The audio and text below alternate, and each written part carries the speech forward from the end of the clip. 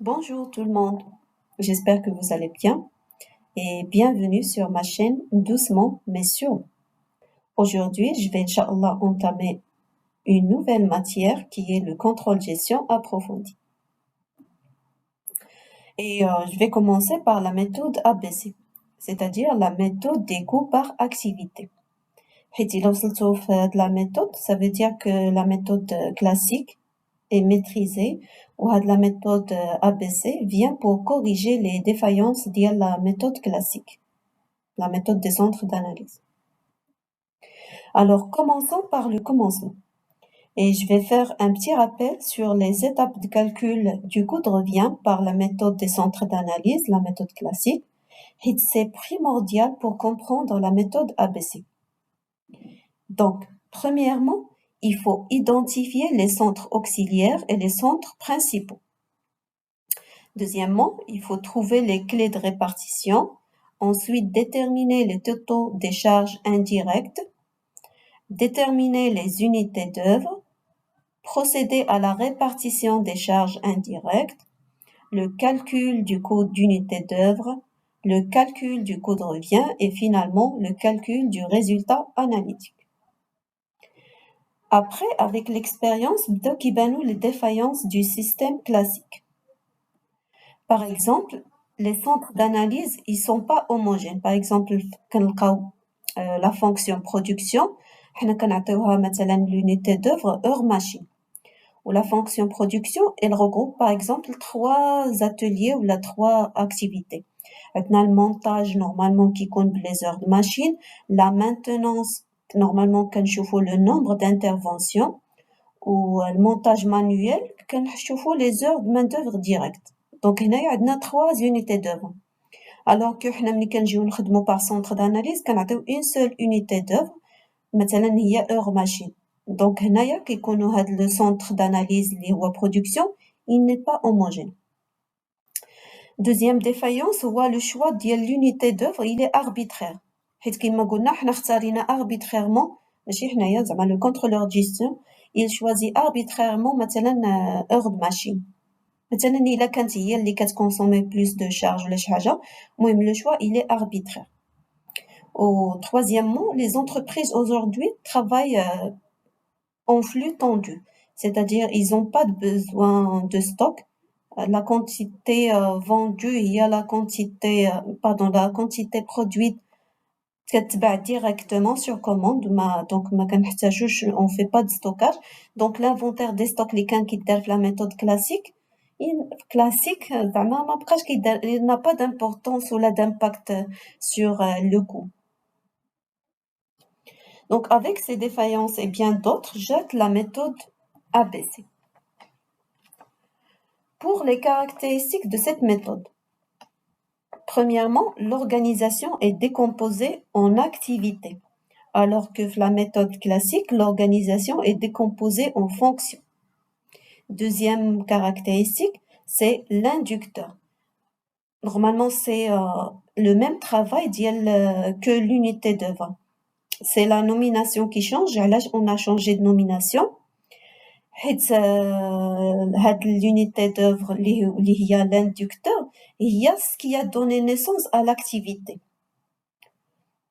Par exemple, une fonction, si une fonction a 2 activités, ou بجوج عندهم même unité d'œuvre, on va pas la décomposer, غادي نخليوها une seule fonction. Exemple, la fonction approvisionnement. مثلا عندنا activité gestion des stocks les lots livrés aux ateliers. لقينا مثلا كانت عندنا planifier le lancement d'une série. هذه une autre activité. كانت عندها مثلا lots livrés aux ateliers غادي نخليوها في la même fonction, on va pas la décomposer. Et pour le troisième caractéristique, ça concerne le coût d'inducteur. C'est la même chose que le coût d'unité d'œuvre et même méthode de calcul. Sauf que la nomination qui a changé. Puisque on a unité d'œuvre, on a inducteur, donc on a le coût d'inducteur. Finalement, les processus sont transversaux, pas comme la méthode classique. مثلا في la fonction production, le service production communique le coût de production. Ou ça fait sa mission s'arrête. Alors que la méthode ABC, il y a un lien entre les activités, puisqu'on parle d'un processus, la méthode ABC. Maintenant, on connaît les caractéristiques de cette méthode, donc comment peut-on la mettre en œuvre dans une entreprise? Premièrement, il faut recenser toutes les activités significatives. Ça veut dire quoi significative? C'est-à-dire qui consomment des ressources et participent à la réalisation des objectifs de l'entreprise. Sinon, si on recense toutes les activités, même ceux qui ne sont pas significatifs, on risque de se perdre. Deuxièmement, on alloue les ressources. C'est-à-dire, la méthode classique, on parle des charges. Ou la méthode ABC, on parle des ressources. Donc, allocation des ressources, c'est-à-dire affecter les charges indirectes à chaque activité. Maintenant, la fonction approvisionnement, quand on a 10 000 dirhams de charges indirectes, on a trouvé qu'elle regroupe 3 activités. On va ventiler les 10 000 dirhams sur les 3 activités. Maintenant, activité 1, 5 000 dirhams, activité 2, 3 000 dirhams, et les 2 000 dirhams, on va les allouer à l'activité 3. Et c'est le contrôleur de gestion, en collaboration avec les opérationnels, qui se charge de cette ventilation. Troisièmement, il faut déterminer l'inducteur de chaque activité. Ensuite, il faudra regrouper les activités qui ont le même inducteur,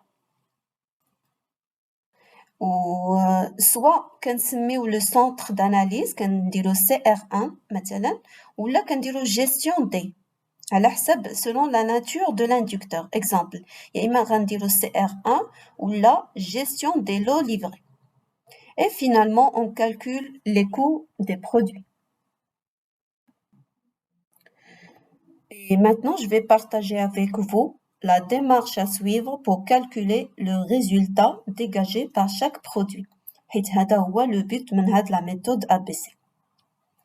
أولاً يا إما كيعطيونا un tableau فيه chaque activité بلا nature d'inducteur ديالها ولا une matrice où la matrice, la lecture est plus claire, on arrive facilement à déduire les centres de responsabilité. Rassurez-vous, je vais partager avec vous l'étude de cas pratique pour mieux éclaircir les choses. Bref, grâce à ce tableau, donc grâce à ce deuxième tableau, on calcule le coût par inducteur qui est égal au coût de l'activité ou là le coût du centre de responsabilité divisé sur le nombre d'inducteurs. Petite nota bene, le coût du centre de responsabilité, s'il regroupe par exemple 2 activités, le coût est égal à la somme des coûts des 2 activités. Une fois le coût par inducteur calculé, on calcule le coût de revient. Les charges directes plus les charges indirectes. La méthode classique. Ou petite nota bene, une autre nota bene, ça concerne la quantité produite. On la prend en considération pour le calcul du coût de revient. Ou il a le cas la quantité produite, c'est la quantité vendue. La quantité vendue, pas besoin de chercher la quantité produite. C'est la quantité vendue. Et finalement, on calcule le résultat généré par chaque produit, qui est égal au prix de vente moins le coût de revient. Et le résultat global, c'est la somme des résultats générés par produit. Finalement, j'espère bien que et on se verra dans une autre vidéo pour travailler un cas pratique. À bientôt. Au revoir.